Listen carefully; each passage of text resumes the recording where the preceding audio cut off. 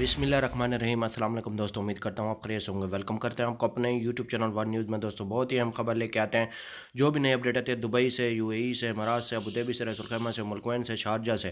دیکھیں آج ہم سعودی عربیہ سے بہت ہی اہم خبر لے کے آئے ہیں، خاص طور پہ ان میرے بھائیوں کے لیے جو میرے بھائی سعودی عربیہ جانا چاہتے ہیں، پریشان ہیں، پروازیں بندش کی وجہ سے پریشان ہیں۔ جیسا کہ آپ لوگوں نے تھمبنیل میں پڑھا ہی ہوگا کہ سعودی عربیہ سے چھٹی آنے والوں کے لیے بہت بڑی خوشخبری آ چکی ہے۔ تو آج ہم اس موضوع پہ بات کرنے والے ہیں۔ تو ویڈیو شروع کرنے سے پہلے ہماری پیاری سی چھوٹی سی ریکویسٹ ہے، اگر آپ ہمارے چینل پہ فرسٹ ٹائم ہے، جو ہمیں دیکھتے ہیں، جو ہمیں سنتے ہیں، ہمارا چینل سبسکرائب کر لیں، بیل آئیکن پریس کر لیں اور چینل کو لائک بھی کر لیں۔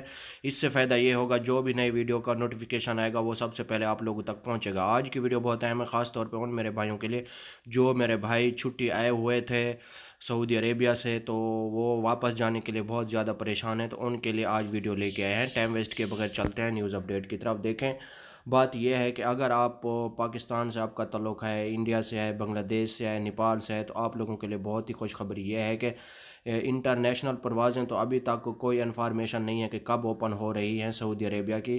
بہت سے یوٹیوبر آپ کو بتا رہے ہوں گے، کوئی 31 مارچ کا بول رہا ہوگا، کوئی 17 اپریل کا بول رہا ہوگا، لیکن ابھی تک کوئی انفارمیشن نہیں ملی ہے۔ صرف انہوں نے سعودی عرب نے وہ ان کے لیے فلیٹیں پروازیں اوپن کی ہیں جن ممالک میں کرونا بہت کم ہے اور وہاں سے وہ انٹرنیشنل پروازوں کا آغاز کیا ہوا ہے، لیکن ابھی تک پاکستان اور انڈیا سے کوئی انفارمیشن نہیں ہے۔ دوسری بات یہ ہے کہ اگر آپ زیادہ بھی پریشان ہیں وہاں جانے کے لیے، جن کے اقامے ختم ہو چکے ہیں، وہ یہ سوچ رہے ہوں گے، اور کسی کی چھٹی ختم ہو گئی ہوگی وہ یہ سوچ رہا ہوگا، بات یہ ہے کہ اگر آپ جانا چاہتے ہیں عمان اور مسقط سے آپ جا سکتے ہیں۔ وہاں پہ آپ کو قرنطینہ میں رکھا جائے گا، 10 یا 12 دن کے لیے قرنطینہ کرنا پڑے گا، اس کے بعد آپ جا سکتے ہیں سعودی عرب۔ یہ لیگل طریقہ ہے۔ دوسری بات یہ ہے کہ اگر یہ بھی آپ لوگوں کے لیے بیسٹ نہیں ہے، تو آپ لوگ یہ سمجھتے ہیں کہ قرنطینہ میں آپ نہیں بیٹھنا چاہتے، تو دوسرا آپشن یہ ہے کہ آپ نیپال سے جا سکتے ہیں۔ نیپال سے آپ لے سکتے ہیں ٹکٹ، نیپال کا ویزٹ لیں، وہاں سے آپ کو قرنطینہ ہونے کی کوئی ضرورت نہیں ہے،